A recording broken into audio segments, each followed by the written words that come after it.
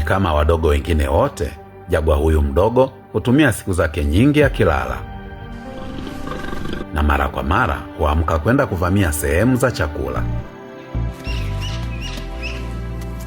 Vyakula vyake vinaanzia vile vilivyo juu kabisa ya miti hadi vile vinavyopatikana chini ya maji.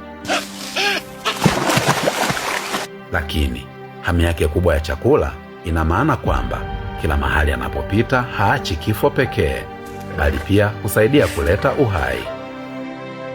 Bila wanyama wakubwa wawindaji kama yeye, eneo hili lingeweza kuonekana tofauti kabisa.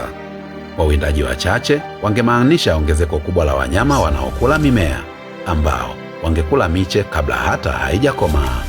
Mwanga wa jua ungeanza kupenya kupitia mianya ya mwamvuli wa msitu. Tabaka la chini lenye unyevunyevu lingekauka, na viumbe wanaotegemea mazingira yenye unyevunyevu wangetoweka. Maua yangenyauka, huku idadi ya ndege aina ya hummingbird na mchwa wanaokata majani ikiongezeka kwa mamia ya mara, tayari kuusafisha msitu jani baada ya jani. Kiungo kimoja tu kikikosekana, mtandao mzima wa maisha huanza kusambaratika. Lakini mahali ambapo jagwa bado anawinda, wao ndio nguzo inayounganisha mtandao huu tata wa maisha ya msitu wa mvua. Inaitwa ekolojia.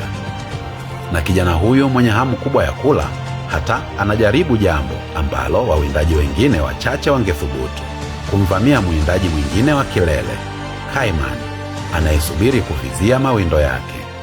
Jagwa asiye na uzoefu angegeuzwa chakula.